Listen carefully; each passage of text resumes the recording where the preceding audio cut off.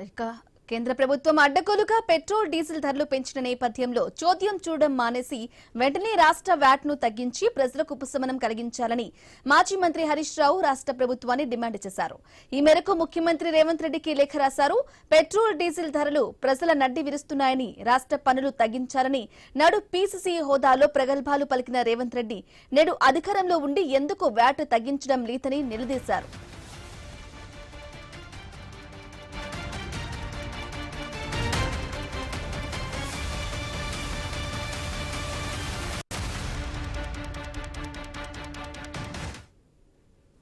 ఇక ప్రతిపక్షాలపై అడ్డగోలుగా మాటలు దంచుడు కాదని, దమ్ముంటే మాట మీద నిలబడి పెట్రోల్ డీజిల్ పై వ్యాట్ తగ్గించి పెట్రోల్ డీజిల్ ధరలు తగ్గించాలని డిమాండ్ చేశారు.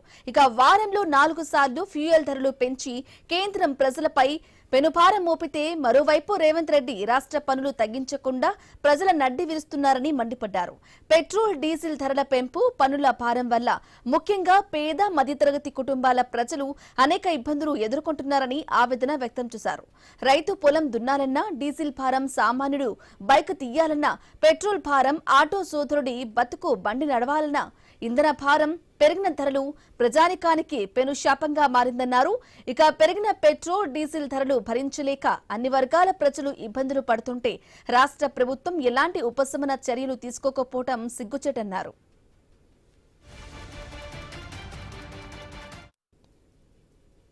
ఇక పెట్రోల్ డీజిల్ ధరలు పెరిగిన ప్రతిసారి రేవంత్ ప్రభుత్వం వ్యాట్ రూపంలో ఖజానా నింపుకుంటూ సంబరపడుతుందని, పైశాచిక ఆనందం పొందుతున్నారని రేవంత్ రెడ్డి అన్నారు. పెరిగిన ధరలతో ప్రతి నెల 162 కోట్లు, ఏడాదికి దాదాపు 2000 కోట్లు అదనపు వ్యాట్ ఆదాయం వస్తుంటే ప్రభుత్వం ప్రజల సంక్షేమాన్ని విడిచిపెట్టి ప్రచారాలకే పెద్దపీట వేస్తుందని విమర్శించారు.